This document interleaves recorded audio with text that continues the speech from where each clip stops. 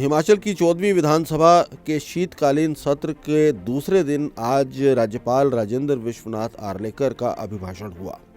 अपने इस अभिभाषण में उन्होंने कहा कि कर्मचारियों की दक्षता और अनुशासन के साथ उनकी सरकार कोई समझौता नहीं करेगी। उन्होंने कहा कि उनकी सरकार महंगाई को कम करने और बेरोजगारी को दूर करने की दिशा में भी लगातार प्रयास करेगी। सदन को संबोधित करते हुए राज्यपाल ने कहा कि सरकार पार्टी के प्रतिज्ञा पत्र को नीतिगत दस्तावेज बनाकर काम करेगी।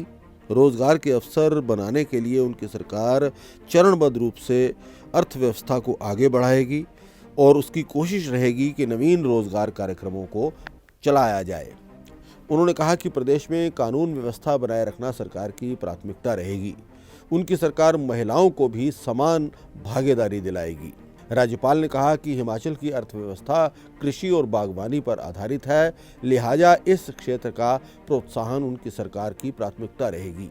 उन्होंने कहा कि विधानसभा में कई युवा सदस्य चुनकर आए हैं और सरकार का नेतृत्व भी एक युवा मुख्यमंत्री कर रहे हैं। उन्होंने कहा कि जनता द्वारा दिए गए इस जनादेश से आप सभी पर अपने अपने क्षेत्र और इस प्रदेश के विकास की महत्वपूर्ण जिम्मेदारी है। उन्होंने कहा कि विपक्ष से ठोस और रचनात्मक सुझाव लिए जाएंगे और इससे सरकार को नीति निर्धारण में सहयोग मिलेगा। राज्यपाल ने कहा कि प्रदेश में कानून व्यवस्था बनाए रखना सरकार की प्राथमिकता रहेगी। भ्रष्टाचार से प्रदेशवासियों को सुरक्षा प्रदान करने और शासन प्रशासन की दशा और दिशा को सुधारा जाएगा।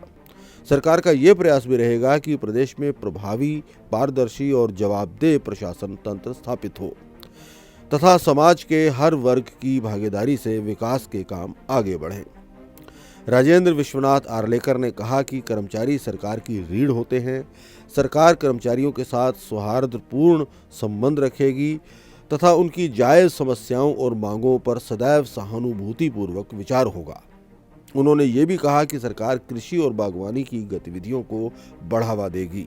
प्रदेश सरकार ने अगले 6 महीने के अनुमानित खर्च और आय का ब्यौरा वाली राजकोषीय उत्तरदायित्व एवं बजट प्रबंधन यानी कि FRBM संशोधन विधेयक को भी आज सदन में प्रस्तुत कर दिया। राज्यपाल के अभिभाषण के बाद कई स्वीकृत विधेयक, हिमाचल प्रदेश माल और सेवा कर 2022 की प्रतियां और कुछ विधायी कार्य के दस्तावेज भी सदन में रखे गए।